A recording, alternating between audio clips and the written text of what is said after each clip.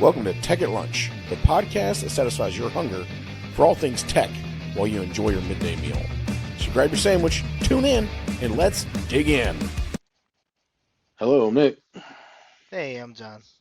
And this week we don't have Ed with us. He's taking care of some family things. So, we're gonna kind of mosey on out without him. So, this week we're really gonna get into something that's, kind of on occasion, depending on what the 3D printer is, can kind of make you laugh, or it can make you wonder. It's the unconventional 3D printers. So, that's going to be the topic for this week, and that's something that we're going to get into. We're start talking about unconventional 3D printers. It's everything from food, the binder jetting to, your Vorons, if you want to talk about tabletop, unconventional, 3D printers, and pretty much really everything in between. So, it's like, as we move forward, things are gonna get a little weird. So, John, what are you thinking? Yeah, it's the innovation, right? Like innovation is going to start combining some technology together to make some things to get to come up with some products that we've never really thought was possible before. So part of it is like you get the makers or the inventors that are like, just because we've never had one, like I'm gonna make one, not necessarily thinking about if it's like the best most a gift to humanity, like making milk or bread or eggs and stuff, dairy and stuff like that was it's like they're trying stuff out just to see what would work, and then the other half of it is they've got a goal. They've got a topic that they want to address, whether it's sustainability, recycling, getting your carbon footprint down, things like that, or it's just usefulness in sense of it's a utility print. You don't have rulers, you want to make quick prints, stuff like that. So those are kind of the two schools of thought. For me, it really depends on what I kind of firmly sit on the side of what am I trying to do and what is my end goal for the print. So the print is part of the process. Um, it really makes a lot of sense for me. I mean, we talked a lot about binder jetting. We'll get a lot into that. I think it's the freshest in my mind, so I want to kind of touch on that first. But it's one of those things where we want to make things fast. The more people we have, the more resources we need, the more parts we need. If an item or product has a lot of tiny pieces or a lot of different pieces, they don't go all printed at the same time. If you were printing them with binder jetting, you can you can have a cycle continuously go through, kind of like how um, pots would go through a kiln and things like that. It's very similar process of it gets molded with the liquid binder and kind of goes through. But at the end of the day, it's one of those things where they want to rapidly produce. And when we say rapid, when we're talking about 3D printing, like it's already a rapid process. It's already like you can change, you can say, hey, I don't like how that fits. You can print out a part that's smaller just to like get an idea of what it looks like or how it prints, and then rapidly iterate. So yeah, for me, I think that I don't know how much you know or have worked with binder jetting. It's very innovative, but it's very demanding because the more parts you print, the faster you want to print them, the more work it's going to take to get your finished part, right? Yeah, and I think the most experience I have with binder jetting is, just we were rapid, kind of seeing the output, and doing some research into it. Binder jetting, it's I guess you could say it's a weird duck, um, and not in a bad way. That some people might think it is, but it's kind of, I guess you would say it's a jack of all trades, a master of none. Um, when it comes down to the um, the additive manufacturing space, because you can do ceramics, you can do metals, you can do all of these high temp, additives, and then pretty much you have to take it from there, shake the table out, and then put it into like, an easy bake oven. Um, bake the parts out in the kiln, and then your parts are finalized. However, to what I've seen and to what I've kind of read and stuff like that, is, for binder jet, size matters.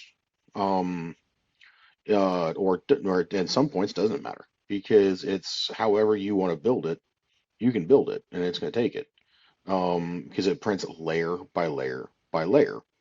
Um, and which to me is actually kind of cool because if you think about it, if you stop a print on a binder jet midway and you're building a like a high flow combustion engine, or you're building something where you have to worry about airflow through, through chambers and stuff like that, and you want to see how it's printing, you can easily kill the print halfway through, remove the part, kiln fire it, just to see how the internal structure of those fuel passageways are actually taking effect. So I think, for my own, I guess you could say mental capacity, is that it's when it comes down to, rapid prototyping, I'd say it's better for rapid engineering Right. because it does take a little bit of time. It's a multi-step process. Literally, if you think about it, it's a multi-day process. Um, but it gives you a little bit more chances to be more, I guess you could say, involved because you can stop and look at the print halfway through if you want to take it out, freaking kill and fire it, test it, make sure it does what you want it to before you go the full party. Yeah, I think that machine that we saw at Rapid though, they were working on. Of course, it needed a lot of power. They were working on. They got those drones printed pretty quickly. This is something about 3 minutes Yeah, they in and were. out. Yeah, they But were definitely going. but that's not the normal Oh no. in in the situation in the process. So yeah, I mean it's definitely in my mind batch printing. You wouldn't go if I have one part that I'm trying to make do that with the binder jetting. You're probably gonna have a better time with pattern bed fusion or uh, wire arc, you know, hmm welding Now, like. I could see if now I'm going to agree with you, but I'm going to throw this one out there. If you have one of these binder jet machines and it's lay layer, then top layer then top layer, if you get a deep enough one, you know that you can actually, and goes back to our 3D printing in space conversation, is if you can start printing combustion nozzles in powder bed fusion, because technically you can print titanium. Yeah. Uh, Um, and you can print two or three if you have a wide enough base, um, um, and enough, material, I guess. You can actually print your high flow combustion engines as far as nozzles and stuff like that, just with powder bed fusion before mating them to another surface. Yeah. Yeah, I mean it's really cool. It's I mean there's there's so much you could do with it. I don't know. It makes me think about other types, right? Um uh so honestly like there's a lot of different directions you could take, multiple heads, Mm-hmm. like switchable heads, things like that, robot arms, right? What I don't know, what is the most interesting to you, would you say? Well, it depends on if it's from the comedic side or if it's from the actual, this is useful. Um, I, So you answer it for both sides. I want to say the most comical one would probably have to be the chocolate 3D printer. Um, it- Yeah. because it just doesn't make sense to me. I get it. We need it for people building cakes. But, if someone says, "Hey, look, I made a cart of chocolate," I'm gonna kind of question that. It goes along the same side, I guess you could say, as yeah, maybe the pancake pot. Um, Yeah. You don't know that they got a TV show for this now. It's like what? is that cake or something like that? Seriously? Everything looks, yeah, so you have contestants choosing if items are cake or real. Yeah, so this it's a real thing. I mean, there's a I think it's hilarious. Oh, But beat me to that one. Uh, and it's just, and I really think that, if you start talking about, the more interesting, weird, 3D printer that, I'm kind of, ooh and on about is your robot arm 3D printers, your 6 DOF, your 8 DOF, 3D printers that utilize obsolete robot arms like your ABBs, your KUKAs. But because the thing is with that, it's the definition of rep rap. It's hmm the utter definition of I have what I need to build what I want. Because, you're taking something that was nothing or that was used in a different type of landscape and you flipped it on its head and now you're doing 3D printing and art with it. These robots are not designed to do 3D printing and art. They're designed to put together a car or move big heavy objects from one place to another. It's Right. literally, pick it up and put it down. It's there's nothing fluid about these things. I think they're kind of graceful sometimes. Depends on Yeah, who was training it. it, yeah, it's there's the key. But it's like you actually watch them in motion, and I watch them 3D print. It's a different world. It's like that machine is not supposed to do that. Right. It takes the idea and turns it on its head. I can agree with this. I like the 3D printing like that because it's you you think about what the human lacks in a process and what makes 3D printing like a human can weld, right?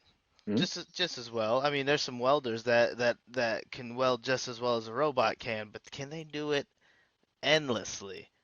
I think Right.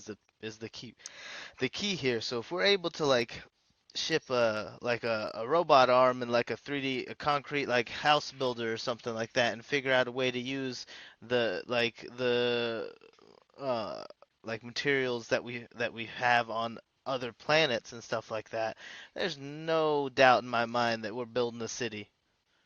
Oh yeah, The limit I is agree with just that. the resources and how they withstand or withhold the environment, right? And it's funny when you start really digging into the 3D printing side of the house, where they talk about robots. Not a lot of other printers out there can do 6 DOF, 8 DOF. Type of But and when we say that, I mean degrees of freedom. Um, most robots are 6 to 8 DOF, 6 to 8 degrees of freedom. While your 3D printers are what, 4? Yeah, Not and even 4? you really gotta worry about how what your print orientation is when you have limited like angles of freedom. Like the more angles that you add, the easier it is for your print head to adjust and print something. Like you think about the 90-degree overhangs and stuff like that.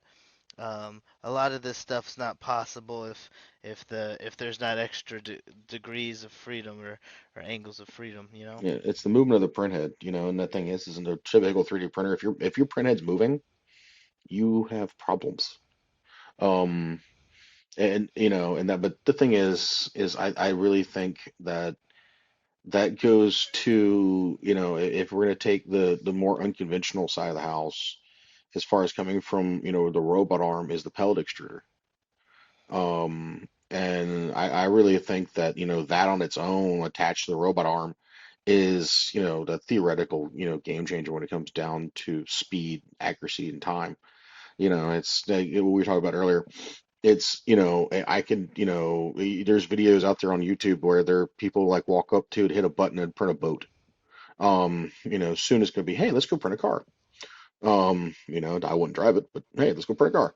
Um, Right. but it is one of those things. It's something that I have a feeling that as more locations give up their robots, well, not really give them up, but retire their robots for newer robots, we're going to see an increase in, I think, the amount of, utilization of um, these industrial robots to conduct Like additive repurposed. manufacturing. Right. Yeah, Have a, that saving makes grace. sense. Now, when you think about this, what do you think? I mean, what like repurposing them or No, like the the. the the, the question. When you start thinking about unconventional, where are you Oh, going? okay. Yeah, no, I mean, I like thinking about. I mean, honestly, the food printers are a cool thing. I know you're thinking that they're hilarious. I think I think that it's something that we don't really think about. So it's cool for me to see somebody like having having the idea to like say, hey, like how can I automate my making my breakfast? Like if I was I'm not saying that this is the exact situation of how the pancake bot was created, but if I was like a hotel owner trying to offer a breakfast and compete with some of these bigger hotel brands, and I want to offer breakfast, like of course you can have that same little Belgian waffle maker. You pour some of the stuff in, flip it, and then you have your waffle. Of course, fantastic. I'd eat it too. 10 out of 10. However, if I have something that can print like I don't know, ahead of Neil Armstrong or like the moon itself, like on the skittle there, like I think that would be something that's pretty cool, and I would at least do it if put a few prints in just to see um what I could get out of it and get it. So the novelty, the specialty prints like the food, they make sense to me. Like Mm, it's only a start in that kind of that realm. Like I know that there's going to be a bit of controversy around it, but people 3D printing meats or stuff like that. I'm not saying like they're creating meat, right? But exactly how we made chicken nuggets, like you can put it right in the syringe after you grind it up, and then you can have it extruded a certain way, right? So you can literally reshape things. However, it's not going to be like your steaks that we're used to, right? where do you think chicken fries came from? Yeah, yeah, chicken fries. It's literally just reshaped chicken nuggets. I mean, listen, it's something that like it makes so much sense because it's so simple that certain people they overlook it or will be against it immediately. But I think that at a certain point, if you're trying to mass produce as well, if I can print them on the stove and then set it up in some type of automated Hmm, process, then why wouldn't I? yeah, can see that. Yeah, yeah, and then you think about these. There's multifunction printers like I think what is the company? X Tool makes one that's like it's a printer, a laser engraver, and a CNC machine all in one. I completely forgot about that. Yeah, it's all in one. It's one unit. It's a bulky giant unit, but it comes with a kind of an enclosure. But it's something that I don't know if they offer it anymore, but it's something like we saw as a weird printer, and it has so many different purposes. You switch out the tool head, but it's the same idea I talk about with the food printing. They switched out the tool head for a syringe. They switch out the hot, or the bed for like a griddle, and boom, you have pancakes. Yeah.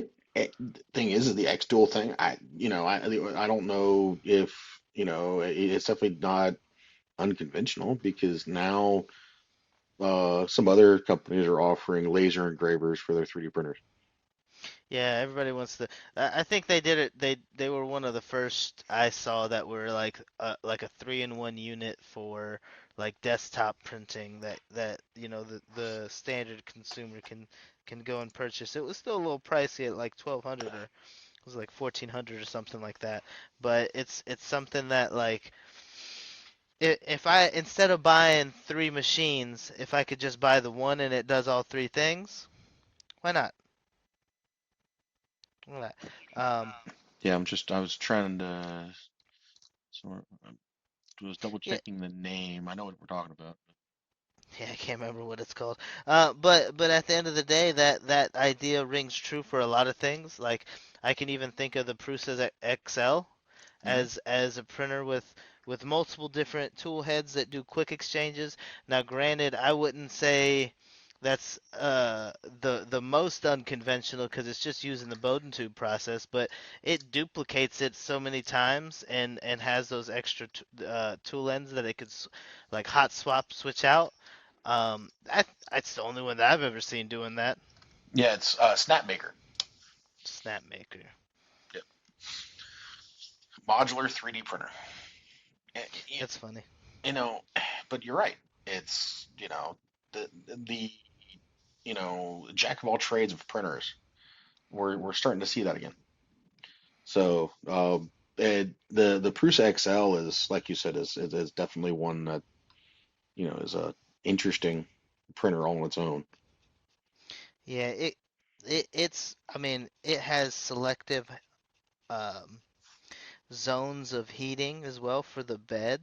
So I think that they just went with like a lot of focus on customization of the prints and kind of innovating or adding new, technologies to their print. Um, I mean, Prusa is a game changer. They definitely answered the question that a lot of people had. Um, When will I and get it? No, I'm that's just the kidding. bigger question. Um, I don't think they still answered that full question yet. Nope. At least for the multi-headed Prusa XL. Single head, you can get those. Multi-head, yeah, I might be waiting a little bit. But it's how do I not use as much electricity to do a print if I don't need to? Um, Hmm. and if you think about it, it's just a great way to save, your PSU, because Right? you're not having to fire up an entire bed. Like for me, with my Voron, I got a 350 by 350 by 350, and my thing when it starts up, that darn heater unit has to heat the entire, quarter-inch thick pieces, You feel the aluminum whole over room here. temperature change. Yeah, yeah, it does kind of bring you into the wonderful world of heat. Great for cold winter days. There you go. Just turn your just Yeah, just turn turn your your printer printer on. off. Try to heat on it to 200 and something degrees, and sit back and watch. You know, but Bruce figured out that, hey, I don't have to turn the entire darn thing on. I could turn on little spots, on my four quadrants and go from there. That's such a good idea. Which now that leads me to a question. If since you have a printer that has multi heads on it, this is something we probably should have asked Bruce. It has multi heads on it. You Yeah. can print in multi different filaments. What if you want to print something in each four quadrant, Oh, but can you the print at the same time? but Yeah. but can you print with different temperatures? Oh, I feel like that would have some type of effect. There had to be some limitation on what material. That's kind of what I'm thinking. It's okay, cool. I want to print TPU here. I want to print ABS here. I'd like to print nylon here. Now the nozzle temperature is going to be a different, yeah, difference. Yes. Um, but can I print one print and then say, okay, cool, I'm done with this, and let me move back one. Print the filament Yeah, I that I mean, need to print there. Then move over, print that one, then come up and print this one. Now, should they all, or could it be like, hey, I'm printing this, let me move on the next layer on this one, then this one to kind of move around a little bit? Oh, I don't think that would work, but or it could. yeah, I just think when you're mixing a lot of these things too, like, you're gonna need to find a similar. I think that is. I know you're saying different temperatures of the bed, but you'd have to calculate for differences in like heat creep across because it's still attached, like the bed's still attached. I mean, I think that's a cool idea though. Like Mhm. for me, I print the same temperature um, ABS as I did for I can't remember. Like What was ASA. it? Yeah, ASA. There was I think carbon fiber PETG as well. But yeah, I printed the same temperature for two different types of filaments, and the bed's temperatures were slightly different, but I feel like you could adjust that. The problem I'm like worried about is um there is a bit of heat creep, and at a certain point, if you go too far, you may hit the point where another print would snap off the bed because it's too cold, even if it's still, you know, at 70 degrees Celsius or 80 degrees Celsius or something like that. which makes sense. I think it's a cool idea though. I mean, we saw someone working on like printing, like we're talking about batch printing with binder jetting, right? Um, another unconventional printer was the, I can't even remember the name of the Creality one, but it was the one with the conveyor belts on it, right? Oh yeah, I was talking about. So yeah, it's continuous 3D printing there. So if you're doing that, I mean, I think it makes sense to have, two units printing on the width of the print instead of focusing on just the center. You're not getting the same wear and usage out of the sides. Yeah, It's about continuous printing, the you know. conveyor belt printing is insane. They have the mods for the Vorons too for belt fed, continuous prints and stuff like that. And you think about it, and that's when I kind of wonder is, it worth the squeeze? Because they are expensive kits if you don't build them yourself. Mhm. But, the one that Creality has, you can actually adjust your angles a little bit. So you can adjust the angle in which you want to, attack this thing at and that you want to print it at. So you can print, not just flat up and down things, but you can, I think they were printing with swords at one point, Yeah. um, cosplay swords. Um, so, for me, it's like for something like that, if you're an organization that builds cosplay, um, or builds, historic reenactment stuff. Something like that is absolutely insane. Like you can like if you're building cosplay swords, if you have 3D printers that can print your entire sword as one run. The Yeah, instead of doing like I have to right now, I have to have like a collapsible, Mhm. and that's not the same quality as having a full unit Yeah, and the like thing is, your one. output's completely insane. If you Mhm. can make these entire batch prints, in one big thing, because if you think about it, cosplay and um what is the everybody dressing up as the stormtroopers for charity now. um Mm. you're seeing that come out a lot. I got a buddy of mine who does that. But the thing is 3D printers in that atmosphere, to large scale unconventional printers and that scale to support that type of event it's kind of a blur between the lines of what is additive manufacturing per se. And I heard this term one day. It's called additive art, where you're not building something off your 3D printer for an engineering purpose or for a purpose to be a functional piece. You're building a piece that, supports an art project or a charity of some sort that you're building it for. Right. Um, so they called it additive art because Right. it's, not art in its typical sense, which kind of leads you to the printers of where do they get the guys who were printing with clay and, they kiln firing them. So, there's always that. Yeah, I mean that's a pretty cool idea too. Like if you're not able to make it, then you have the machine make it and somehow get it into reality. It's the same people that, you know, the same type of person that thinks about um what is it, lost PLA casting, Hmm. just melting away the PLA and leaving the mold so that whenever you um pour in whatever type of element metal that you want to use, you can have that in that in that medium, right? Right. I think It, that's a cool idea. it's something of how, 3D printers are being used in an environment which, they might not have been designed for. or thought about when the first um, printers were actually made. No one said, "Hey, guess what? I want to use this to build, you know, um, a cosplay costume." It was, "Hey, I need to build this so I could print this part for my like Honda Civic because I broke something."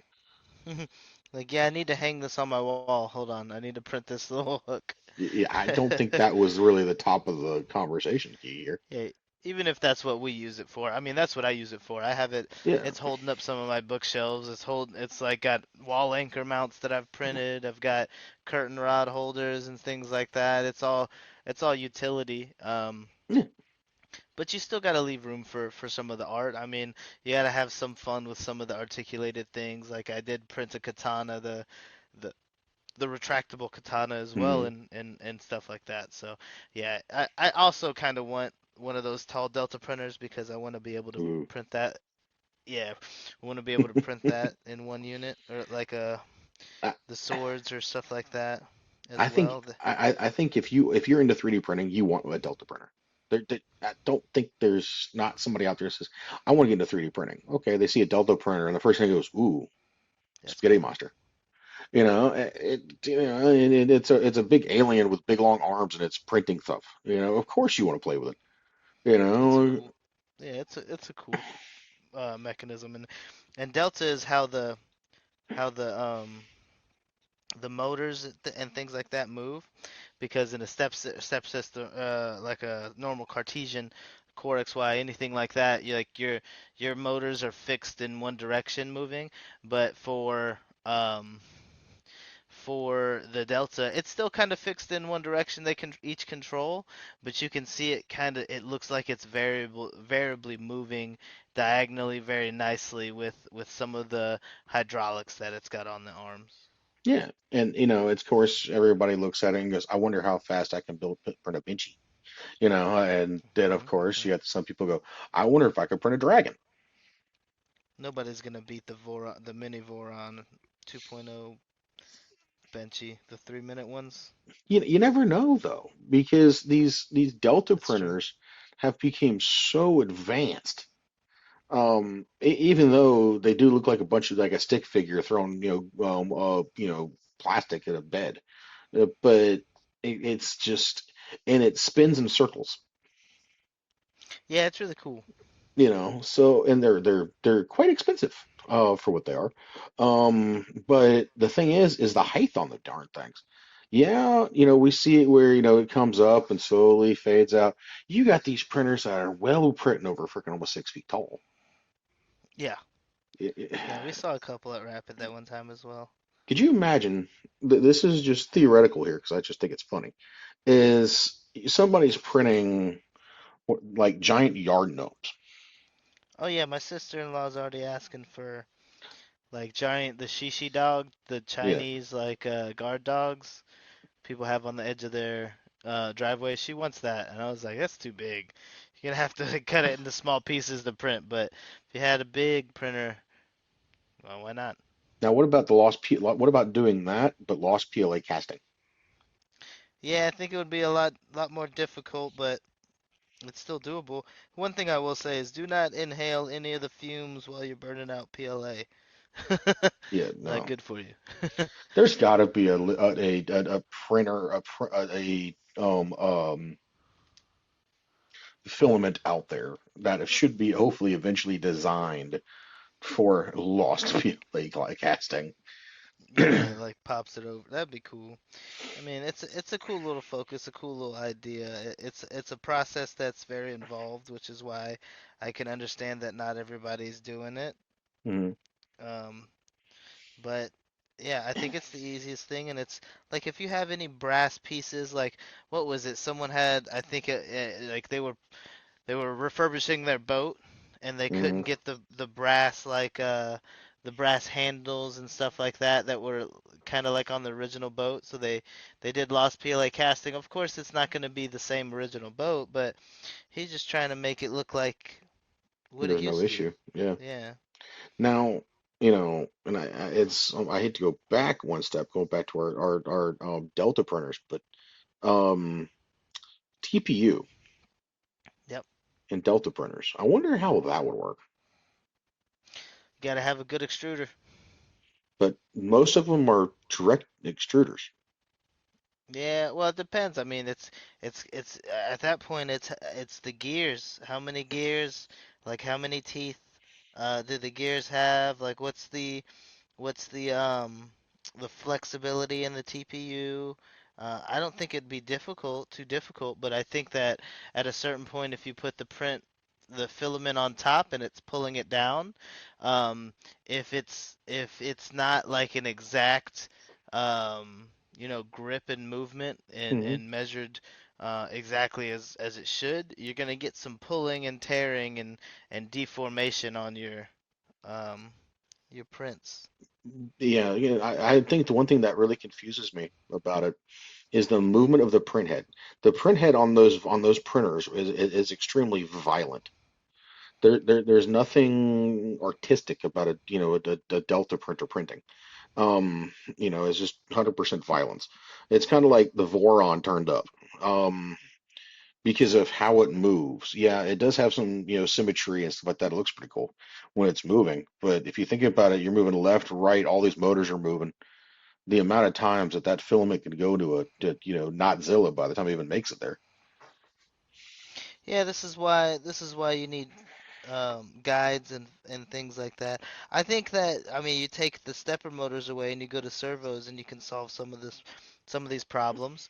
I mean at that point I think that it's more of your G code Hmm. than it is your printer because the printer does what it's told.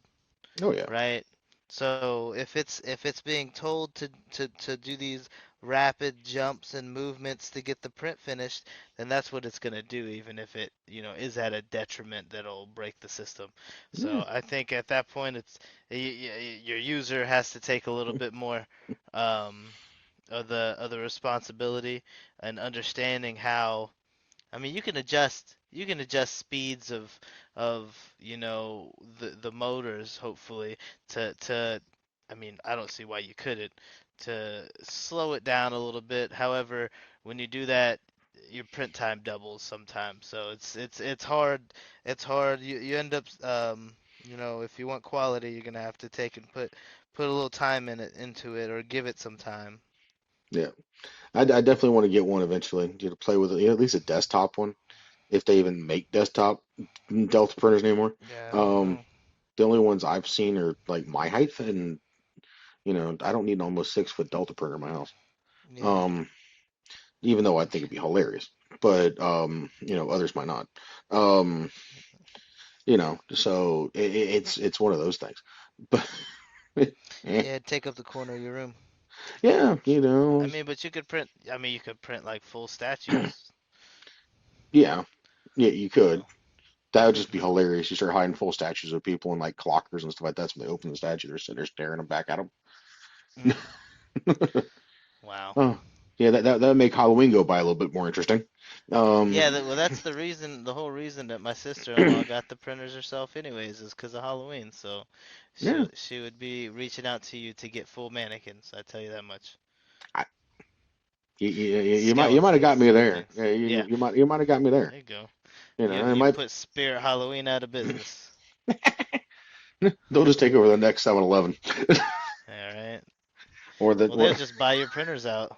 yeah, true. They They're like, oh, he's got a good idea here. yeah, go with Spirit of Halloween. One business closes, Spirit of Halloween pops right back up. hmm It could be November, and it's like, why is Spirit of Halloween here? Well, They've got some masks to sell you, okay? it's now Spirit of Christmas. It's rebranding. Hey, You know, it's the same thing when I was in Boston and I asked about why is Christmas tree shops open year round? Because Christmas comes around every year. That wasn't a good answer to me. I was like, what do you mean? It's a very limited time to be needed. What about the rest of the year? Like, do people just buy Christmas stuff in the middle of the year? Actually, that's a side rant right there. I was very confused. yeah. I could go into for days on that one because we have a town where I'm from back in Florida where it's called Christmas.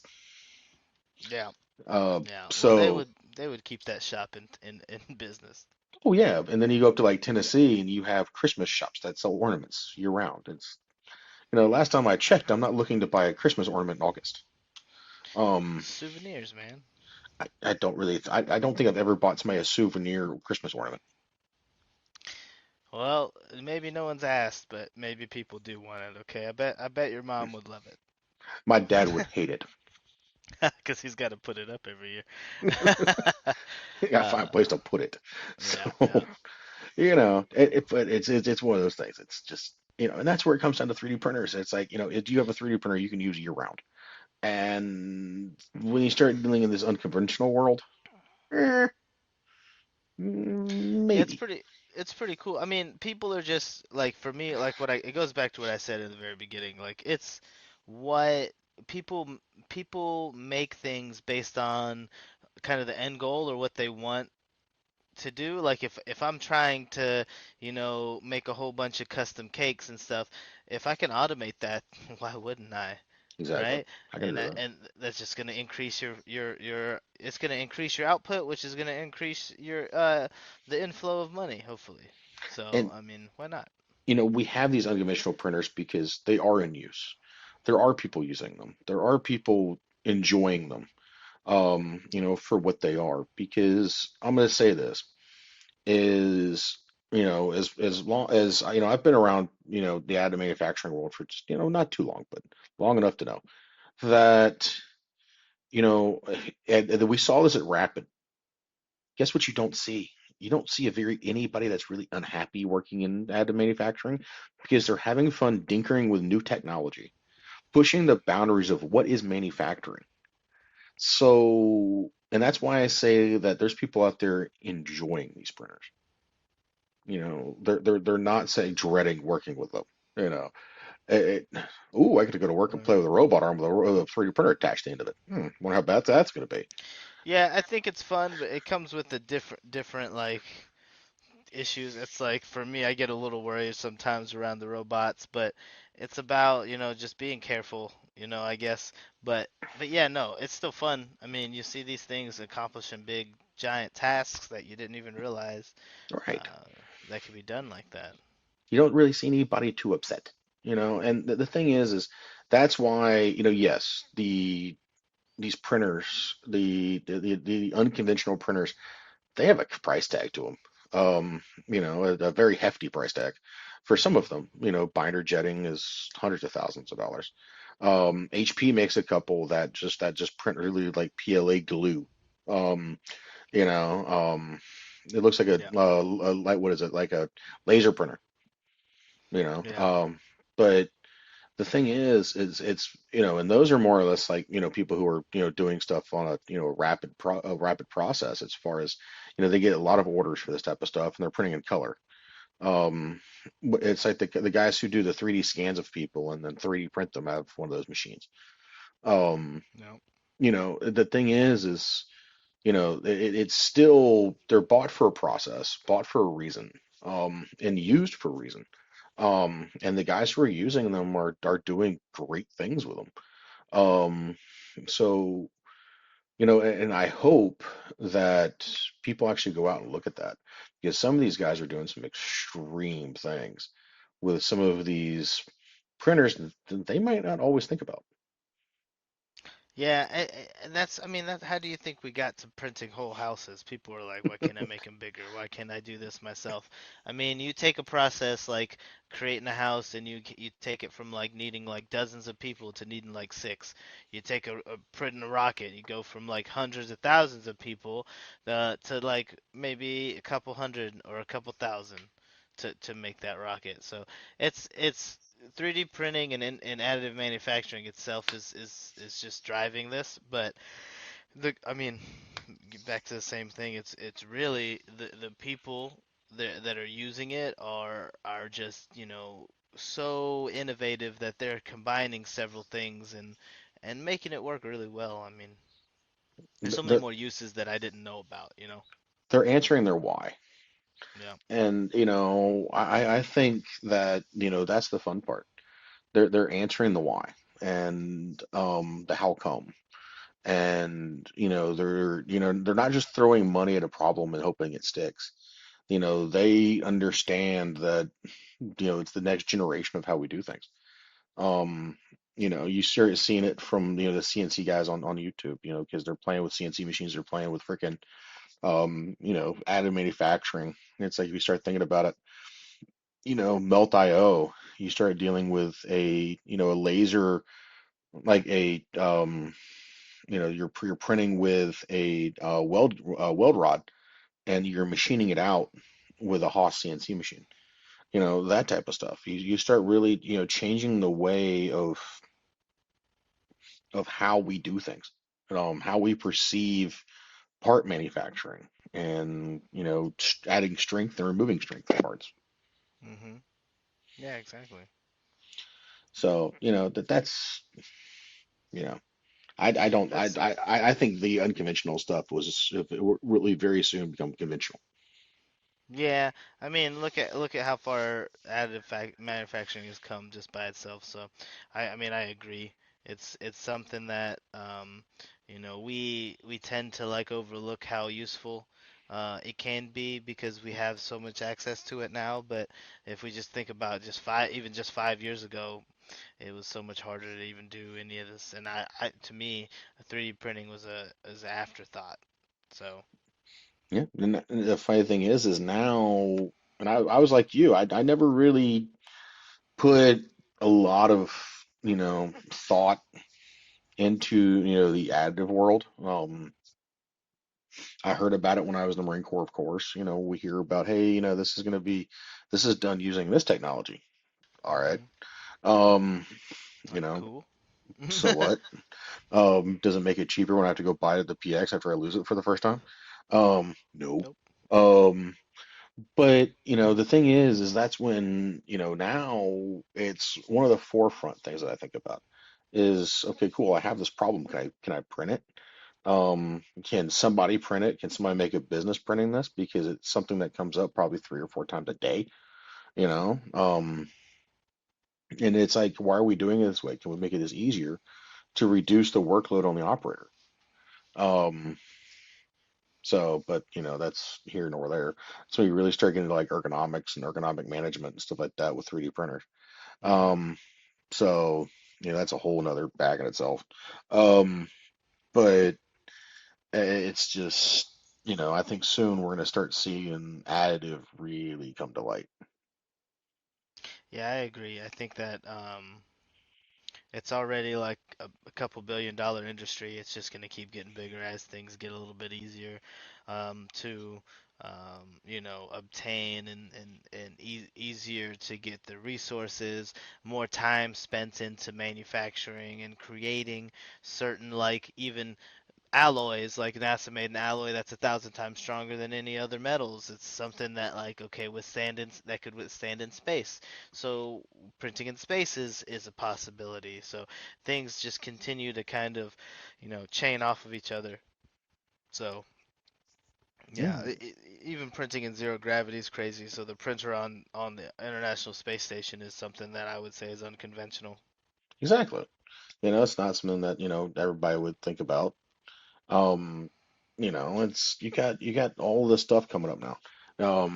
And I think finally people are no longer just saying, hey, look at the weird guy playing with a plastic extruder that's slinging plastic. It's more like, oh, that's actually pretty cool. It's now becoming to an idea that everybody's thinking about, not because they're more Right. readily available, but it's because they understand the importance in it, and they understand that they don't want to wait for parts and they can just build it themselves. Um, I got friends, we had this conversation the other day at the office, is, where it was actually last week. It's, where they didn't think about 3D printing before after we've told them 9,000 times about it. But hmm finally, something clicked. It said, hey, guess what, dummy? I got to do this. And I finally think that that type of stuff is finally coming to fruition. Yeah, it's hard to like force people to think about it, but at the end of the day, it's gonna come around sooner or later, so might as well, get used to what's kind of going on now, as opposed to being, side swiped, or surprised when it comes back later. Yeah. But, I really think that, that's something that, we can definitely dive into a different day, I think. Because I think we've kind of hit the end of our discussion for today about unconventional 3D printers. And for me, I think that, the unconventional will soon be conventional. And I really think that we're going to start seeing the boom in things that are not, readily seen. Stuff that, we may not have thought about, 10, 15 years ago, that we're Hmm. finally seeing today. So, with that, I definitely want to say thank you to everybody who's tuned in, everybody who, has made this weird, thing possible, for us to do this podcast, have a little bit of fun with it, and kind of, stretch our boundaries of stuff we just usually probably wouldn't have thought about. Um, or even had some of these conversations if it wasn't because, we were just randomly throwing around a conversation, thought, oh, that'll work. Um, but we're up to what is it? I'm looking at it right now, 2,321 all-time downloads, and we're growing little by little, day by day, um, sometimes hour by hour. Um, but and I want to say thank you to every single person who is actually constantly tuning in. We got y'all all the way across the pond. We see out there. We see all the countries y'all are from. And it's kind of a source of pride about how what new country we can get into next. Where we can get into next. We're gonna have a little bit of fun with it. But just go take a look at what we're doing over there at Printed Heritage. Go take a look at that. Um, Vulcan R3D. If you want some merch, we are gonna be hopefully getting that running soon. Um, Hmm. go take a look at the blog. Hopefully when I get up to automate this year. I'll get some stuff written up and stuff like that. See what we can do. So, I just want to say thank you, and turn it over to John. But y'all have a good one. Yeah, I kind of ditto, always have to echo exactly what Nick's saying as far as the appreciative part of things. It's hard to ignore the fact that we have a platform to speak on, because usually these things are not heard by anybody. It's just kind of us talking to ourselves or talking to each other, or something like that. So, if anybody wants to be included, anybody wants to join us, just reach out. You definitely have lots of ways to kind of call.